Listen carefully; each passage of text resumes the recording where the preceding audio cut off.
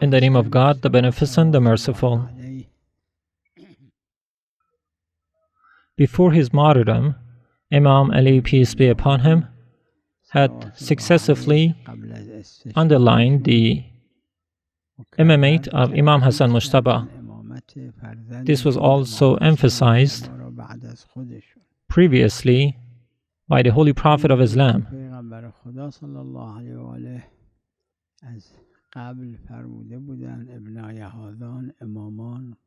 After the martyrdom of Imam Ali, peace be upon him, Imam Hassan Mujtaba raised on a pulpit and delivered a speech to the people, and people offered their allegiance to His Holiness. Some people, of course, refused to offer their allegiance to the Holy Imam. Imam Hassan did not allow anyone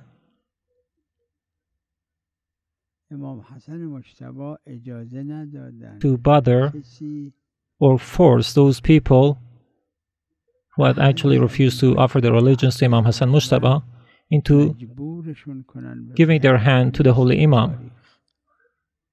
This is just the same method that was practiced since the very beginning of his mission by the Holy Prophet of Islam. His Holiness never forced anyone into the faith of Islam. And just in the same manners, Imam Ali, peace be upon him, when people gave their allegiance to Imam Ali, peace be upon him, the few people who refused to give allegiance to Imam Ali, none of them was hurt or bothered by anyone.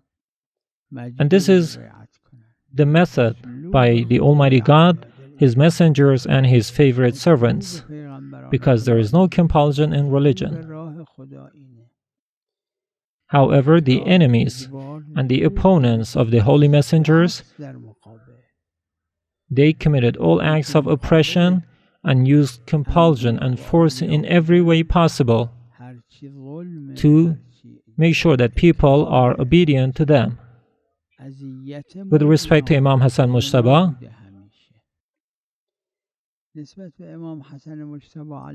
one of these sentences that is recorded in history,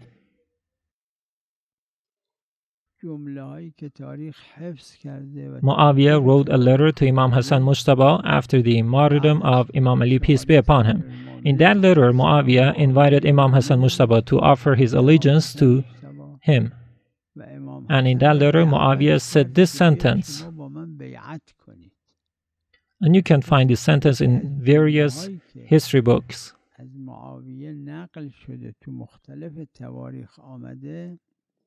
برای امام حسن نوشت که انا احق بالامامة منك لأني اکبر سنا منك.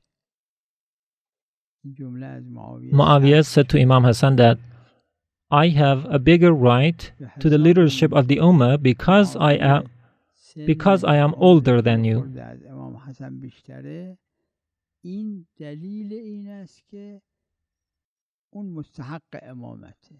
Just because Muawiyah was older than Imam Hassan, he believed himself the fit choice to occupy the leadership of the Muslim community.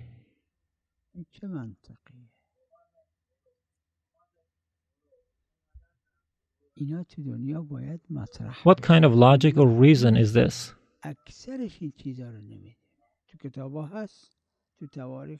The world must be made aware of these realities because it doesn't know about it.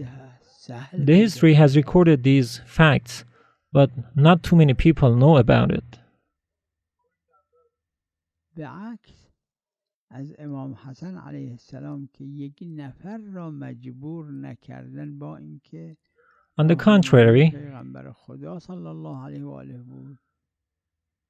Imam Hassan did not force anyone to give their allegiance to him. This is despite the fact that the Holy Prophet had introduced Imam Hassan as a leader of the community in the future. Imam Ali had also made this clear that his son should take over the Muslim community. However, Imam Hassan never forced anyone into his allegiance. However, Muawiyah suppressed thousands of people that refused his allegiance. When Muawiyah sent some emissaries to other areas to receive the allegiance of people, he used to recommend those emissaries to ask people to give allegiance, and if they refuse to do so, kill them all.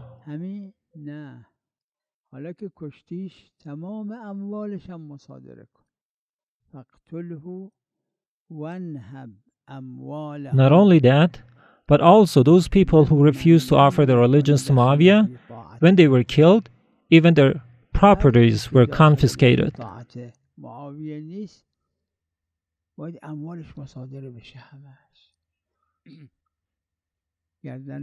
Anyone who refused the authority and leadership of Muawiyah, their properties were confiscated too.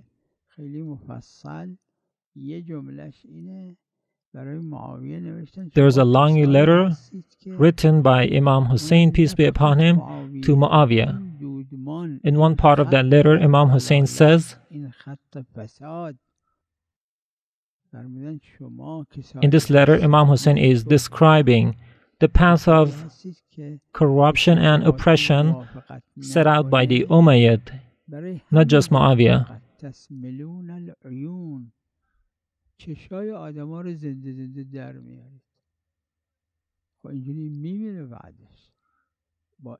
Imam Hussein said that you gouge out the eyes of people just because they do not accept your leadership.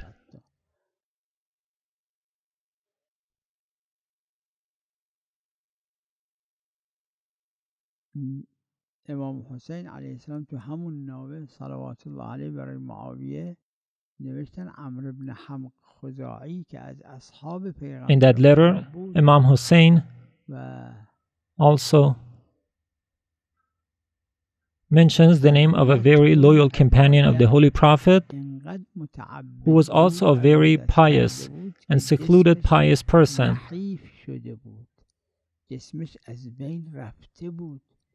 He was the person whose name resembled piety, and his body was weakened due to his insistence of performing acts of worship.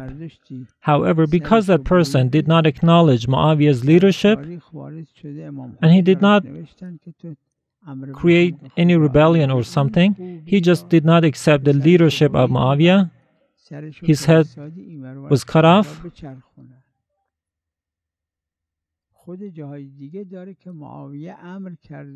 and his head was put on display in many different cities.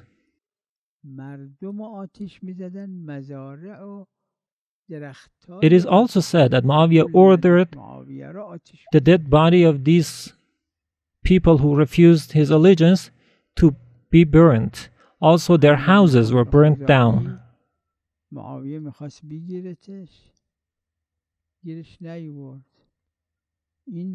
Amr ibn Hamd Khuzai was the name of this pious person.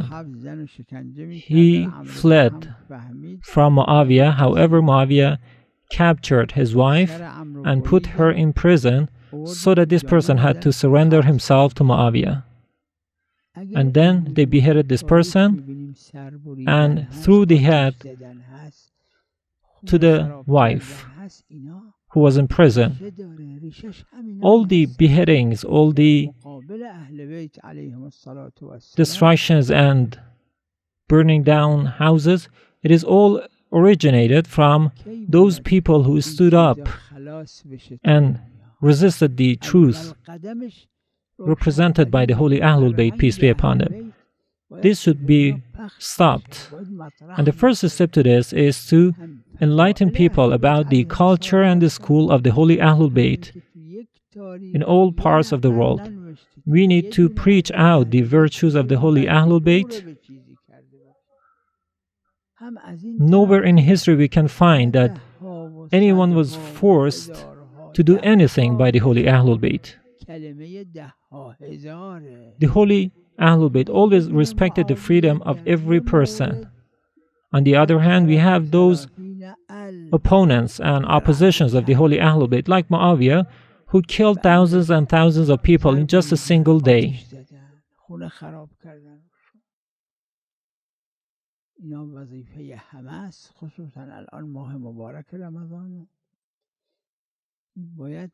It is the responsibility of everyone, especially during this holy month of Ramadan, that we need to unfold these realities to the entire world, and so people will be given the choice to believe in truth or in falsehood. People need to be shown the true path, and then they can choose for themselves whether to tread this path or not. On the Judgment Day, no one should be able to bring the excuse that they were not aware of the truth.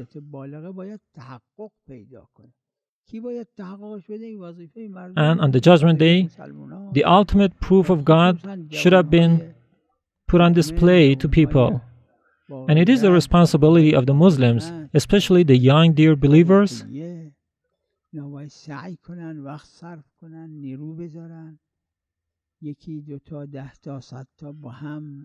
they need to spend time and energy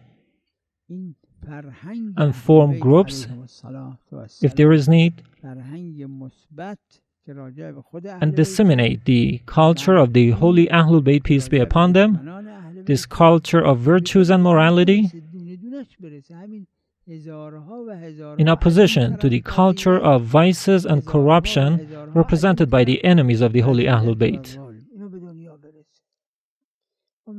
I hope that Almighty God gives this honor to everyone. May God bless Muhammad and his pure household.